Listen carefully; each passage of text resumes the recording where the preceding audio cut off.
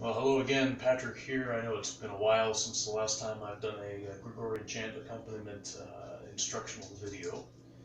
So we're going to pick up where we left off today and have a look at Mode 4. Mode 4 is particularly challenging because of how modal it is, to the extent that I don't even find it useful to try and talk about Mode 4 as residing in what we would call a modern key.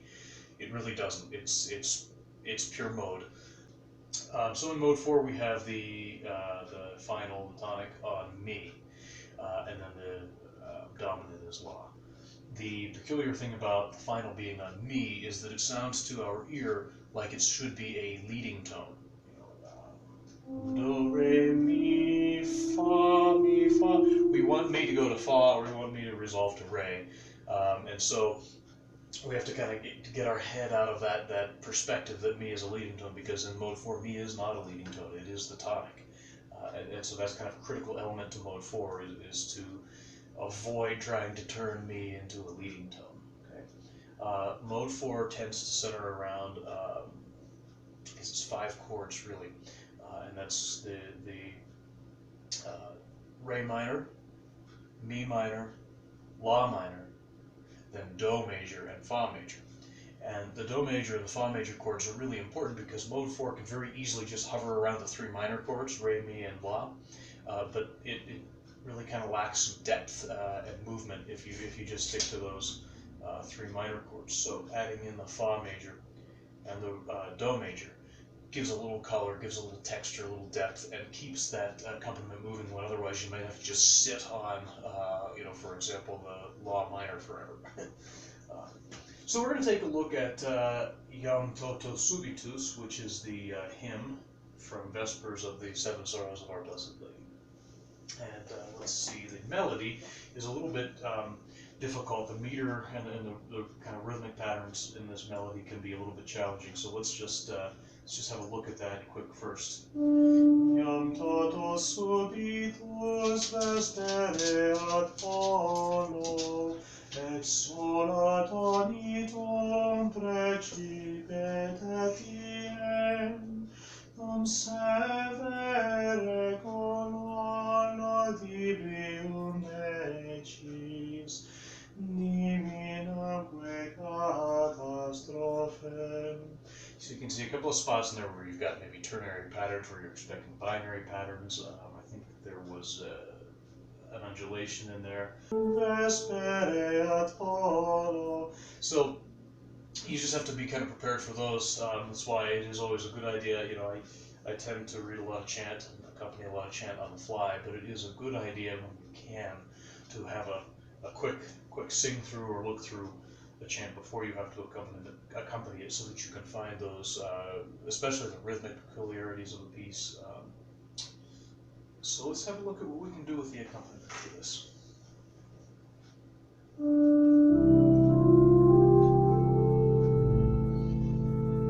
So I started that out on the Do major chord, actually. In this case, I'm playing in key, so that's going to be C major. Iam toto subitus, and then La minor, so A minor. Oops. Vespereat polo. We're going to stay on the La minor, but we're going to go to that first inversion, so put it over a C bass there.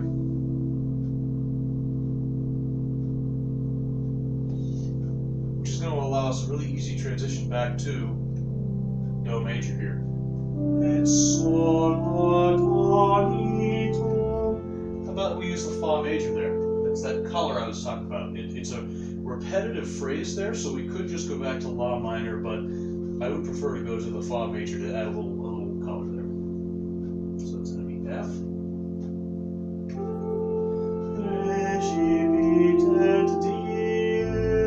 Now we'll go back to the La minor.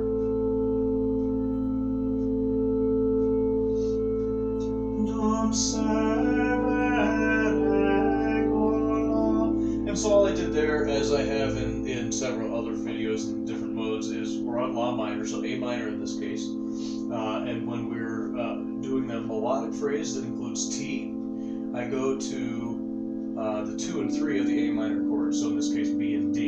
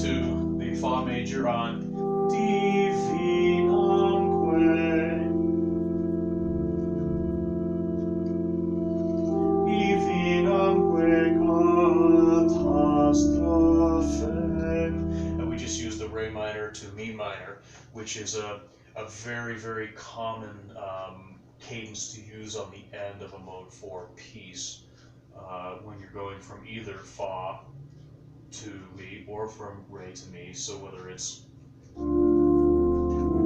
or. Okay.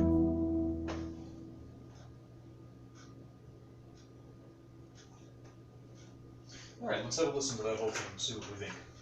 Iam totus subitus vespereat malo, et sola donitum regibitem diem, cum severe cordam audibium regis, divinamque catastrophe. Amen. So again, on the amen of mode 4, I'm using do, re, mi. So do major, re minor, mi minor. To keep it in that modal feel. So that was the hymn Iam totus subitus. And let's just take a quick look at one more thing about a Magnificat antiphon. Okay, so let's look at the Magnificat antiphon for August 1st here. Salve, iubente Deo. Salve, iubente Deo, terrum et regatem,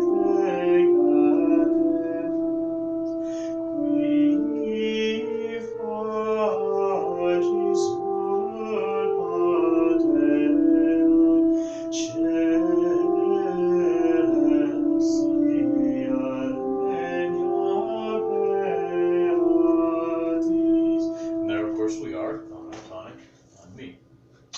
let's have a look at this.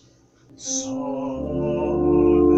we're going to start on Re minor, D minor here.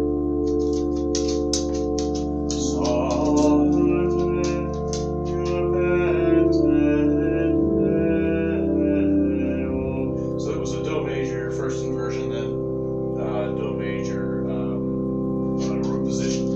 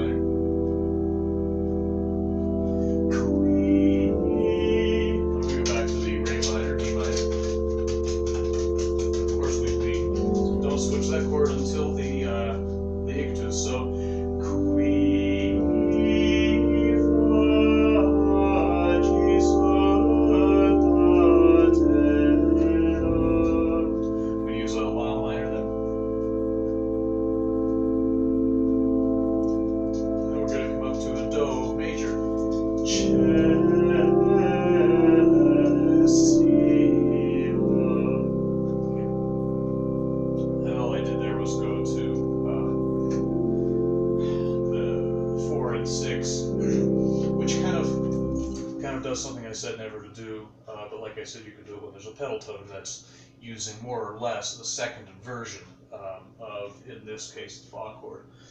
But it's over a pedal tone, so we're going to get away with it here.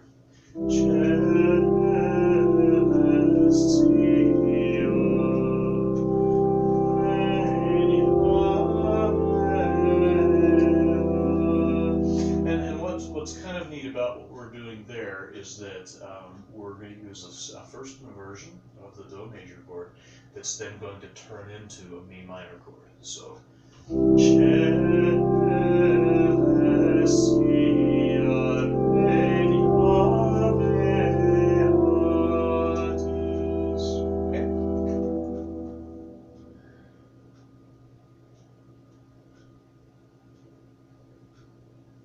So let's have a listen here to the whole thing.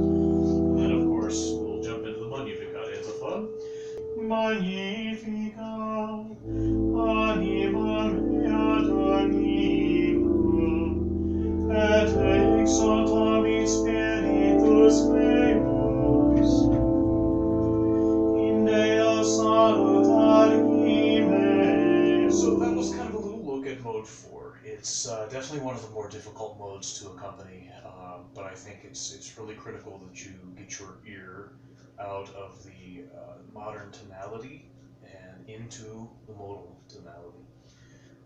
Mode 4 is more or less a hyperphrygian mode, and so it's just not going to sound like something your ear is really familiar with in Western music. So get your ear into the mode and work more or less with Do major, Re minor, Mi minor, La minor, and I missed one, Fa major. Use those chords and their first inversions, and I think you'll come up with something quite nice.